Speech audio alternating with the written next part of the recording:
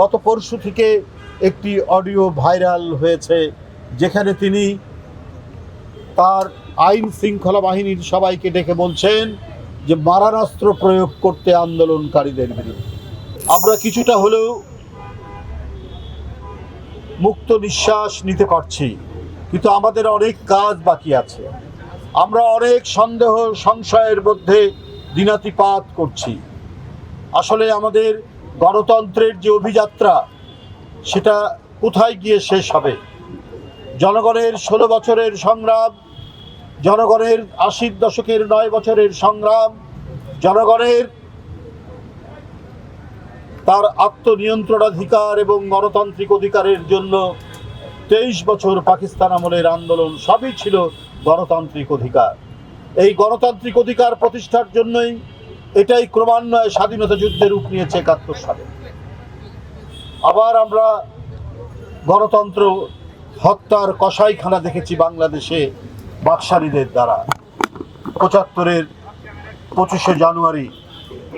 আবার সেখান থেকে 7ই নভেম্বর এদেশের আরেক কীর্তিমান পুরুষ আমাদেরকে গণতন্ত্রের স্বাদ, আমাদেরকে স্বাধীনতার স্বাদ দিয়েছিলেন, সারা জাতিকে তিনি স্বাধীনতার স্বাদ দিয়েছিলেন। আবারও আমরা দেখেছি গণতন্ত্রের অগ্রযাত্রা কখনোই মসৃণ ছিল না, অনেক খানাখন্দ পার হতে হয়েছে। বারবার বিভিন্ন স্বৈর শাসক এবং ফ্যাসিস্টরা গণতন্ত্রের ঘাড় মটকে দিয়েছে।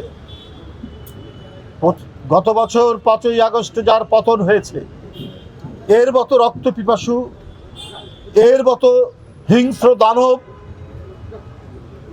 আর কখনোই আসেনি। তার বাবাও গণতন্ত্র হত্যাকারী ছিলেন, কিন্তু সে কত ভয়ঙ্কর রক্তপিপাসু হতে পারে সেটার প্রমাণ আমরা পেলাম। গত পরশু থেকে একটি অডিও ভাইরাল হয়েছে, যেখানে তিনি তার আইন শৃঙ্খলা বাহিনীর সবাইকে ডেকে বলছেন যে মারণাস্ত্র প্রয়োগ করতে আন্দোলনকারীদের বিরুদ্ধে।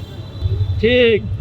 এবং এই সংবাদটি দিচ্ছে যে সে গণমাধ্যম নয়, বিবিসি ওই অডিও ভাইরালটা বিভিন্ন ল্যাবরেটরিতে টেস্ট করেছেন, যেটা অর্গানিক কিনা, এটা আসল কিনা, না এটা এডিটেড। তারা সেই ল্যাবরেটরি টেস্ট করে দেখেছে এটা একেবারেই অর্গানিক, এটা একেবারেই জীবন্ত, এটা শেখ হাসিনার কথা।